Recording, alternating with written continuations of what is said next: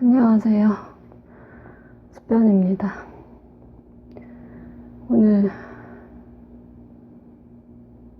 이 영상은 제가 보려고요. 너무 아픕니다.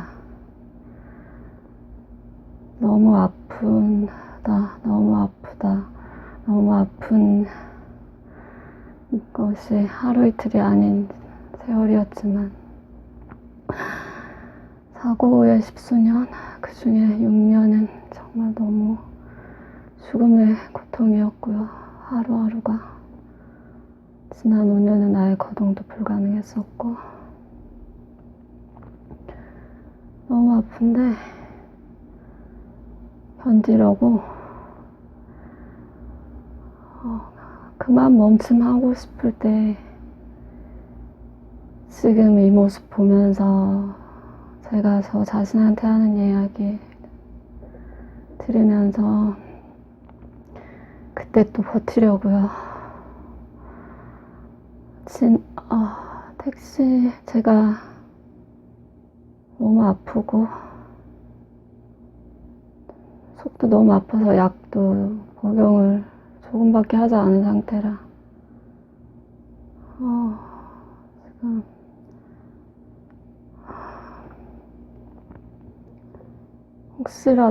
지금 혹시라도 지금 그만 멈춤하고 싶은 어느 한 분께서 암을 비롯해서 희귀난치병, 알려지지 않은 희귀난치병 고통들도 참 많거든요. 그 어떠한 고통으로든 지금 꼭 육신의 고통이 아니더라도 다른 고통 때문에 삶이 너무 힘들어서 그만 멈춤하고 싶은 어느 분이라도 혹시라도 지금 이 영상을 우연히 보시게 된다면 그 마음 거두시고 잠시만 적어 놓으시고 저랑 같이 버티자고 말씀드리고 싶어서 원래는 저만 보려고 비공개로 하려고 했던 건데 아마 끝에 공개를 할 것 같아요. 사실 지금 의식의 흐름대로 그냥 막 이야기를 하고 있어서 그리고 또 제가 10수년 전에 택시 사고 후에 난치병에 걸려서 신경계통 엄청난 통증과 근경련을 견디고 있는데 이러한 고통들은 너무 아프다 보니까 초반부터 마약 진통제들을 주세요. 드라마나 암 한우분들은 처방 받으신 분들은 아실 테고 건강하신 분들 드라마 같은 데서 보면은 몰핀, 패치, 마약 패치 한 번쯤은 들어들 보셨을 거예요. 그리고 펜타닐이라는 마약 주사. 어쨌든 그래서 그런 약들을 하는 분들께서 초기부터 계속 복용을 하시면 결국 당장 위, 신장, 간 기능, 폐 기능, 장기 기능들도 악화되고 결국 못 버티죠. 몸이 못 버텨내죠. 근데도 약을 먹지 않을 수 없는 극한의 고통이라 그 딜레마에 빠져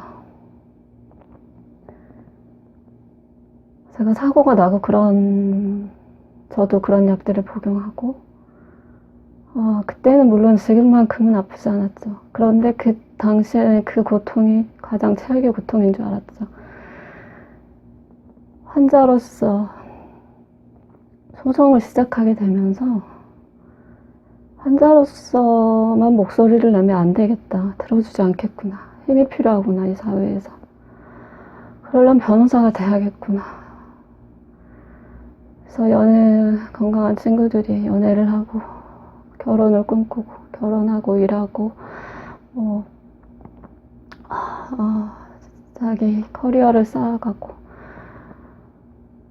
취미 활동을 하고 여가 활동을 즐기고 여행들을 다니고 그럴 때 저는 투병 생활을 하면서 일찌감치 어차피 못하는 그런 생활들 다 받아들이면서 변호사가 되어야겠다는 절실함 하나 가지고 로스쿨에 투병 2년째쯤 소송에 들어가면서부터 법에 관해 아무것도 몰랐기 때문에, 그리고 소송의 과정에서조차도 한우들의 실상이 전혀 반영되지 않는 현실들을, 다른 한우들의 사연들을 매일 접하면서 보아왔기 때문에 더욱더 변호사가 되어야겠다고 생각을 했었어요.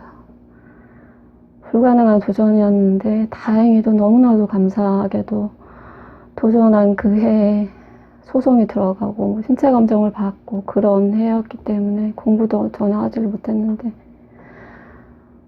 다행히 제가 그것도 가고 싶은 학교에 한 번만에 다행히 붙었어요. 정말 감사했죠. 그리고 그 학교엔 성당이 있어서 더욱 가고 싶었어요. 근데 저는 종교는 없습니다. 그러나 성당에 앉아있으면 마음이 편하더라고요. 그래서 공부하고 집으로 언덕길 내려오면서 성당에 들려서 한참을 앉아서 많이 울었어요. 울기도 하고 마인드 컨트롤을 거기서 많이 했어요. 그렇게 하루를 마감하고 그런 식으로. 그렇게 수험생활, 로스쿨 생활, 수많은 동기들, 후배님들, 선배님들, 학교 교수님들 도움 받아가면서 졸업도 못할 줄 알았는데 졸업도 했어. 무사히 마쳤고 우여곡절 끝에 변호사 시험은 근데 감사 인사도 못했네요. 변호사 시험 마치자마자 몸이 다 무너져서 거동이 거의 불가능한 상태. 4년 전에는 죽음 앞에 있었거든요. 그런데 어쨌든 변호사 시험도 원래는 5번인데 너무 아프니까 첫 번째 떨어지고 두 번째 떨어지고 더는 못하겠더라고요. 근데 정말 마지막이다라는 각오로 어차피 너무 고통의 하루하루들 견디는 삶의 의미도 없었고 초심, 즉 사회 변호사로서 변호사이자 환자로 소송의 현실까지 겪은 어떻게 보면 유일한 환자일 수도 있는 변호사일 수도 있는데 아픈 것만큼은 아파봐야 되고 소송도 직접 겪어봐야 그 세세한 고통, 심정을 알 수가 있을 테니까 소송의 과정 정말 고통스럽거든요. 그 과정 하나만으로도 한이 쌓여서 생을 스스로 마감하시는 분도 봤고 그렇기 때문에 한우분들의 한 분이라도 한을 풀어드리고 싶은 간절한 마음으로 그리고 제가 로스쿨 수험생활 변시 수험생활 할 동안에 그때는 혼자서 거동은 가능했어요. 통증 경련 너무 극심하고 합병 증상들 때문에 너무 힘들어서 실신을 많이 하긴 했지만 생각해보니까 길에서 병원 오가는 지하철 학교 수백 번은 쓰러졌더라고요. 그럴 때마다 생면부지의 남인 수많은 모르는 사람들의 도움을 받았고 그래서 더욱더 그럴 때마다 꼭 변호사가 돼서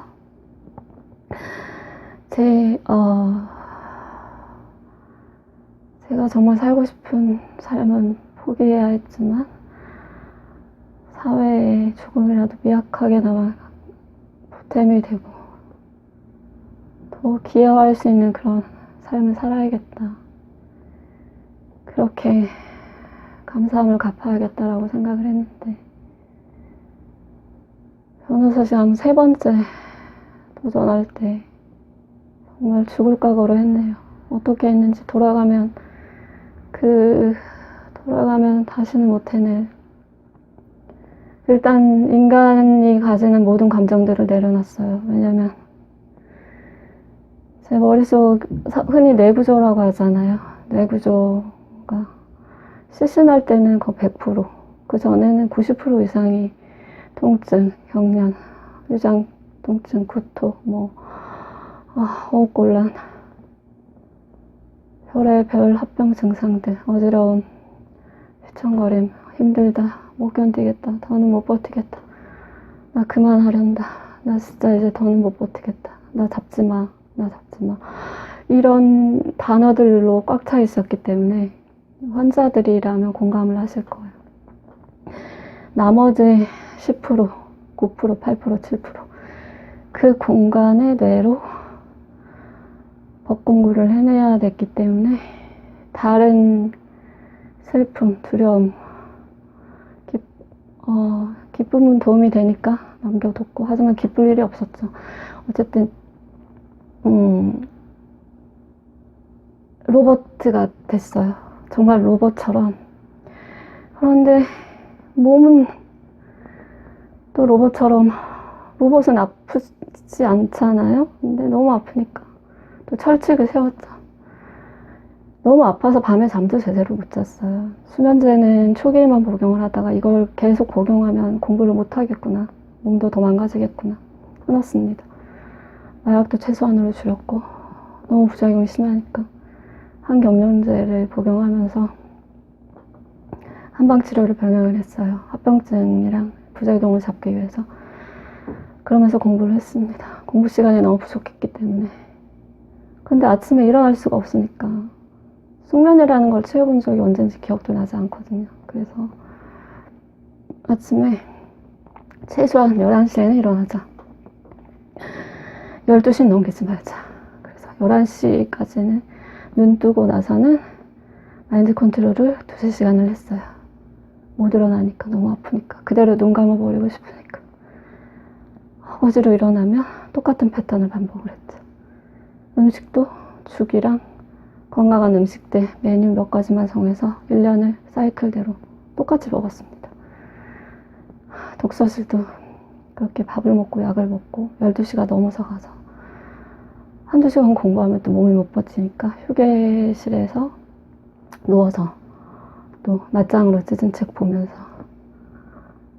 그리고 또 저녁 간단 저녁 메뉴 똑같이 먹고 약 먹고, 그리고 독서실을 다시 가서 그 저녁 시간을 이용을 해서 5시간 정도, 6시간, 그때 온 집중력을 발휘해서 이 시간이 아니면 나는 공부할 시간이 없다라는 각오로, 또 너무 힘들 때는 휴게실에서 누워서 그 공부 시간을 공부를 했습니다.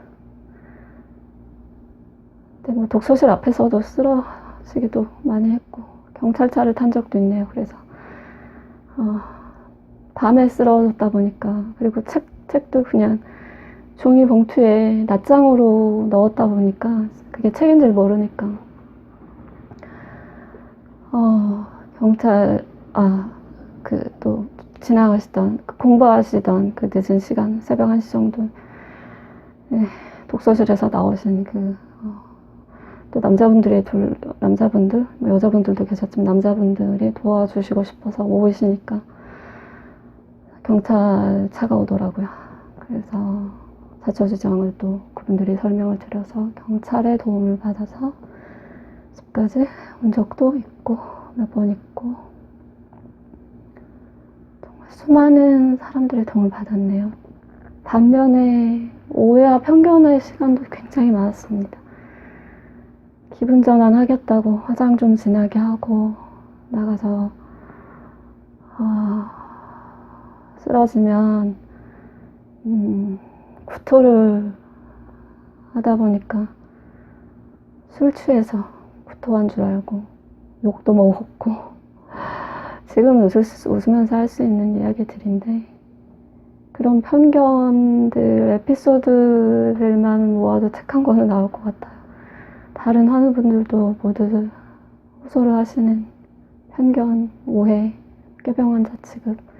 더 안타까운 건 이러한 현실들이 소송에서도 그대로 반영이 되다 보니까 사실 고통은 죽을 때까지 평생 모든 자유를 빼앗긴 채 육신의 감옥, 고통의 감옥에 갇혀서 죽어가야 되는데 사실상 손해배상이 턱없이 부족합니다. 네, 그 얘기는 지금 너무 힘들어서 할 수가 없고 그냥 버티려고 얘기를 막 하고 있어서 혹시라도 보시는 분 계시면 양해를 구할게요. 어쨌든 세 번째 시험 내내 연세대 백양간의 대강당에서 봤는데 세 번을 다 거기서 봤네요. 아닌가? 어쨌든 세 번째 큰 강당에서 간호사 선생님 주사 맞아가면서 변호사 시험이 5일인데 건강한 수험생들도 체력적으로 버티기 힘들어들 해요. 아침부터 저녁까지 시험을 봐야 되기 때문에 한 과목당 2-3시간 시험을 보고 나면 저는 이제 옆에 침대 누워서 약 먹고 간호사 선생님 주사 맞고 5일 내내 또 여동생의 간호를 받아가면서 도시락도 여동생이 똑같이 싸준 도시락으로 먹고 시험 도중에도 구토가 나오면 검은 봉투에 구토하고 죽을 각오로 본 거죠. 그때 마지막 이렇게 중증의 환자가 쓰러지면서 두 번째 시험 볼 때 쓰러져서 결국 119 실려갔으니까 또 시험을 보러 오니까 세 번째는 각서를 내밀더라고요. 119 쓰러져서 의식 잃으면 무조건 119 불러서 이탈시키겠다. 동의를 해라. 서명을 하고서 시험을 봤어요. 목숨 걸고 본 거죠. 그래서 세 번째 시험 볼 때, 마지막 시험 볼 때는 2번의 기회가 더 있긴 했지만 이게 정말 사람이 할 짓이 아니거든요. 변호사 시험 준비 공부는 5번을 다 해내시는 분들은 오히려 너무 존경스럽습니다. 그래서 어쨌든 세 번째 나는 여기서 죽는다는 각오로 실신하면 일어나고 그렇게 시험을 버텼어요. 떨어질 줄 알았는데 다행히 붙었어요. 합격을 했는데 기쁨보다는 기쁨을 만끽할 수도 없을 만큼 몸이 무너졌어요. 그동안 얼마나 정신력으로 버텼는지를 저 스스로도 알 수 있었을 만큼 2016년 5회 변호사 시험 붙으면서 약도 더는 먹어낼 수가 없었고 점점 드디어 밥도 다 토해내기 시작했어요. 한방치료로도 잡히지 않았어요. 이제 부작용도. 죽음이 다가오고 있다는 걸 알았어요.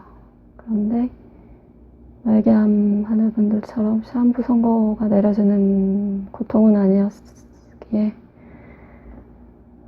의사 친구와 상의 끝에 저는 어차피 병원에 들어가 봐야 각종 검사하며 마약 진통제, 항경련제, 약들, 주사, 마약 주사, 진정제, 마취제, 수면마취제, 수면제 거기다가 못 먹어내니까 이제 수액 달아가면서 영양제 달아가면서 그렇게 죽고 싶진 않았어요. 제 몸이니까 제가 알았죠. 지금 병원에 들어가면 난 다시는 못 나온다. 그래서 그냥 그 사실을 정말 제 고통을 정말 잘 옆에서 끝까지 지켜봐준 몇몇 친구에게만 얘기를 하고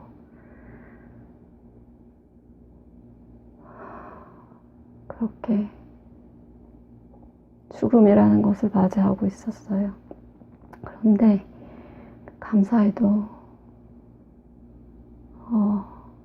마지막에 저를 최선을 다해주셨지만 결국 포기를 하셨던 한방 선생님께서 다른 선생님을 소개시켜 주셨어요. 실력 좋으시니까 한 번만 꼭 가보라고. 또 다른 길이 있을지 모르지 않냐고. 처음에는 갈 생각이 없었습니다. 그런데 왜냐면 이미 10년의 투병 생활 동안 그리고 소송도 저는 제가 직접 항소심부터는 제가 직접 했기 때문에 너무너무 고통스러운 시간이었기 때문에 그냥 자연스럽게 저에게 다가온 죽음을 맞이하고 싶었어요.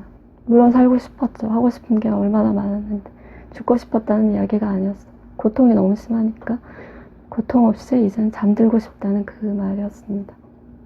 그런데 그 친구가 한 번만 가보자고 마지막으로. 그래서 간병인 이모님 4년째 돌봐주고 계시는 간병인 이모님이 계시는데 그분과의 인연도 참 특이한데 지금 정신이 너무 힘들어서 그 이야기는 다음에 들려드릴게요. 이모님이랑 매일같이 거동도 안 되는 몸으로 또 택시 사고인데 또 택시밖에 탈 수가 없으니까 택시를 타고 병원에를 한의원을 갔죠. 지금까지 돌봐주고 계세요. 사실 그 4년 안에도 제가 숱하게 선생님 포기해달라고 말씀을 했어요. 많이 했어요. 선생님 포기를 해주셔야 제가 저도 이제 가죠. 이런 말을 참 많이 했네요. 그 전 병원까지는 하지 않았던 말이었는데 너무 지쳤고 너무 고통스럽게. 그런데 선생님이 지금까지도 제 목숨을 포기를 하지 않으세요.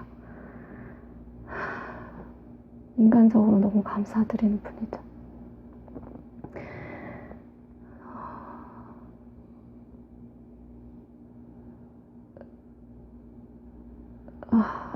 네, 간병인 이모님께서 최근 얼마 전에 말씀을 하시더라고. 남편분께서 10수년 투병 중이세요. 그래서 환자의 상태를 보면 대충 감이 오시나 봐요. 네, 아무래도 저를 우연한 기회로 정말로 간병인 이모님을 알게 됐어요. 그것도 참 신기했는데 어쨌든 간병인 이모님께서 여기 동네 분이셔서 제가 이곳을 지금 못 떠나고 있는 것이랍니다. 네, 급할 때 언제든 부르라고 하셔서 그만큼 좋으신 분이시죠. 딸처럼 너무 잘해주셨고 그분 이모님께서 사실 처음에 봤을 때 병원을 오가면서 제가 원래는 잘 웃어요. 아무리 죽을 만큼 아파도 잘 웃어요. 웃는데 간병인 이모님하고는 이런저런 얘기도 많이 했고 4년의 세월이니까 웃는 모습도 많이 봤고 하다 보니까 간병인 이모님께서 늘 그랬어요. 이렇게 웃고 있으면 참 살이 많이 빠져서 그렇지 참 환자 같지 않은데 경련만 보일 뿐 환자 같지 않은데 안타까워 하시면서 제가 저 이모님 못 만났으면 물론 한의전 선생님 못 만났으면 벌써 이 세상 사람 아닌 것도 맞지만 이모님 못 만났어도 마찬가지다 라고 말씀을 드렸을 때 사실 처음 보고 저를 보고 얼마 못 버틸 거라고 생각을 하셨대요. 그만큼 중증에 위독한 상태였습니다. 그런데 4년의 치료로 거동 불과 100%에서 조금 벗어났는데 그런데 원래 병증이 또 악순환처럼 계속 악화되다 보니까 그 4년 안에 저는 사실 응급실에 가지 않았어요. 응급실에 갈 생각도 없었고 그런데 올해 결국 응급실에 갈 수밖에 없을 만큼 악화가 됐어서 경련이 갔었고 그 뒤로 다시 약을 늘려서 복용을 하다 보니까 한방 선생님께서 부작용도 잡아주시고 애써주시고 계시지만 다시 너무 급격히 나빠지고 있네요. 그래서 제가 지금 무슨 얘기를 하는지도 사실 모르겠어요. 너무 아파서 24분 그래도 버텼어요. 이야기하면서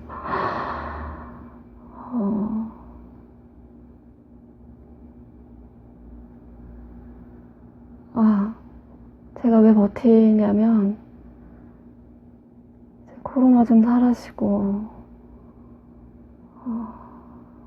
사실 부모님은 제가 이렇게까지 거동도 힘들고 아픈지를 모르세요. 제가 속였습니다. 다행히 지방에 계셔서. 걱정만 끼쳐드리는 불효만 저지른 것 같아서, 아픈 거 자체가 불효니까. 정말 많은 거 해드릴 수 있는 자식으로 자랑스러운 딸이고 싶었는데 그게 한이 너무 맺히네요. 어머니도 좀 편찮으시기도 하고. 그래서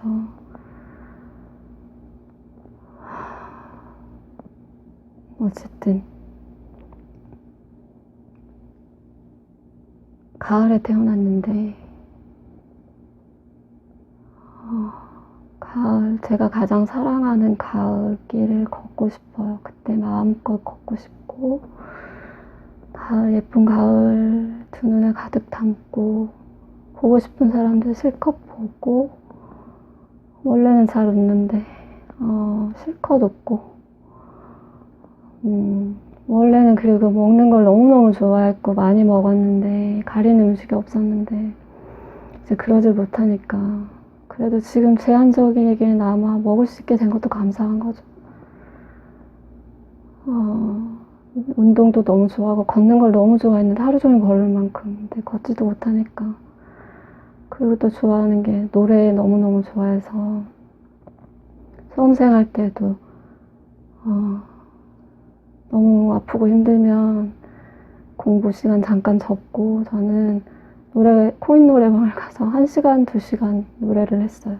에너지가 어디서 나왔는지 모를 정도로, 그 정도로 그게 저한테는 약이었어요. 노래를 잘하지는 못하지만 노래 부르는 것이. 네, 숨도 너무 차고 노래 부르는 것도 힘들긴 했. 어쨌든 가을이 오면은 코로나도 빨리 사라지고 사람들도 보고 싶고 노래방도 가서 좋아하는 노래들 실컷 부르고 싶네요. 그리고 겨울 오면 따뜻한 목도리, 예쁜 목도리 사서 목에다가 칭칭 감고 감아서 눈길이니까 넘어지면 어때요? 마음껏 넘어지면서 마음껏 걷고 싶어요. 그래서 그러려면은 너무 아파도 버텨야 되니까. 그런데 도저히 버티질 못하겠는 거예요. 그래서 지금 이렇게 카메라 켜고, 다행히 이 공간을 만들어 놨다는 게 너무 감사하게도. 그리고 갑자기 든 생각인데, 저는 이 공간에서 아픔밖에 쏟아내는 게 없잖아요. 그리고 부조리하고 불합리한 그런 소송의 현실들, 법의 현실들, 가뜩이나 살기 힘든 삶, 그리고 힘든 시기인데 웃을 일도 없으실 텐데 제 공간에서는 온통 아픔만 쏟아내고, 또 연애 일반 분들께서는 마주할 기회가 거의 없으신 낯선 세계 안에 한우들의 이야기들, 아픔들, 실상들을 함께 담아보고 있다 보니까 오히려 제 영상을 보시는 게 더 힘든 분들도 계실 것 같아요. 우연히 접하시더라도. 그런데도 불구하고 잠시 머물러 주시는 게 아니라 귀한 응원의 마음을 전해주시는 분들이 계시다는 사실에 사실 놀랐고, 이렇게 제정신 아닌 모습으로 감사 인사를 드리는 건 아닌데 오늘만큼은 양해를 해주시면 감사 인사도 이렇게 직접 또 덧붙이고 싶어요. 지금 30분 버텼습니다. 제가 지금 무슨 얘기를 했는지 잘 모르겠어요. 30분 동안 너무 아프고. 그래서 물론 저는 또 밥을 먹을 거고요. 듣지 않는 약이지만 약도 챙겨 먹을 거고. 그래서 제가 원래 글 쓰는 걸 좋아하는데 손편지를 편지를 쓰는 것도 참 좋아했었는데 편지 쓰는 거, 손으로 쓰는 것도 사실 힘들고 그렇지만 마음으로라도 손편지를 쓸 수 있는 손편지처럼 편지를 귀한 분들에게 써드리고 싶은 마음도 있어요. 저를 모르시는 생면부지의 타인 분들이시잖아요. 그런데 단편적인 제가 내뱉는 쏟아내는 아픔들, 이런 이야기들도 공감을 해주시려고 하시고, 저뿐만 아니라 저와 같은 하늘들을 위해서 기도해 주신다고 하시는 분들도 계시니까 언젠가는 꼭 한번 만나뵐 기회가 있었으면 좋겠다는 생각도 들고, 어느 겨울날 눈 내리는 날 예쁜 카페에서 코로나 없어지면 몇 분 초대해서 따뜻한 차 마시면서 이야기 나눠보는 것도 참 뜻깊고 귀한 시간이겠구나 라는 생각이 지금 드네요. 그래서 편지 쓰고 싶은 마음도 지금 들고 31분 버텼습니다.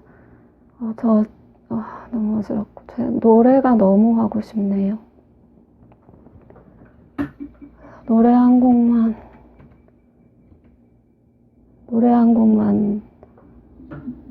할게요. 지금까지 혹시라도 봐주시고 계시는 한 분이라도 계시면 이런 모습 양해 부탁드리고, 아까 제가 처음에 말씀드렸나요? 기억이 드린 것 같네요. 혹시 그만 멈춤하고 싶은 하늘분이나 건강한 분들이라도 각자의 삶의 무게로 지금 벼랑 끝에 계시는 분, 우연히 제 영상 보시고 멈추고 싶다라고 생각되시는 분 있으시면 저랑 같이 버팁시다. 버텨서 아름다운 가을 눈에 담고 하얀 눈길도 걸어요. 그때까지 숨이 너무 차네요. 여기까지가 끝은 아니니까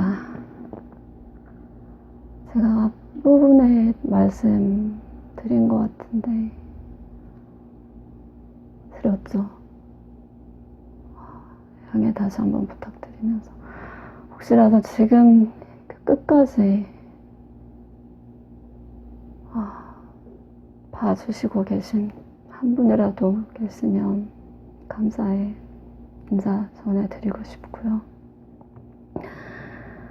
아까도 말씀드렸지만 육체적 고통 아니더라도 벼랑 끝에서 그 손 놓아버리고 싶고 그만 멈춤하고 싶으신 혹시 한 분이라도 우연히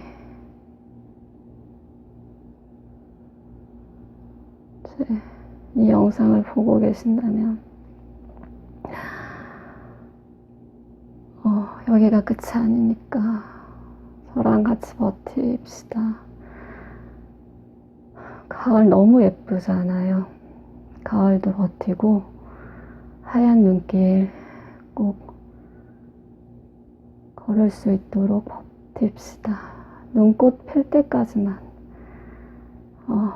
마스크 벗고 힘든 숨 마음껏 쉴 수 있을 때까지만이라도 우리 버텨봤으면 좋겠어요. 저 오늘 이렇게 지금 한 40여 분 버틴 것 같습니다. 감사합니다. 한 분이라도 보고 보아주신 분 계시면, 저는 또 그만 멈춤하고 싶을 때 지금 이 순간 돌아보면서 다시 버텨서 여기가 끝이 아니라는 것, 가을 그리고 겨울 눈길 꼭 걸어가도록 하겠습니다. 제가 체중도 죽음 앞에서는 36kg, 7kg까지 빠졌었는데 지금 지금 한방 선생님 만나서 겨우 좀 먹게 돼서 그래도 40kg를 넘긴 상태지만 정말 예전 옷도 하나도 안 맞고 예전 옷도 다시 입어보고 싶은 마음 담아서 오늘 45분 이렇게라도 버틸 수 있어서 감사합니다.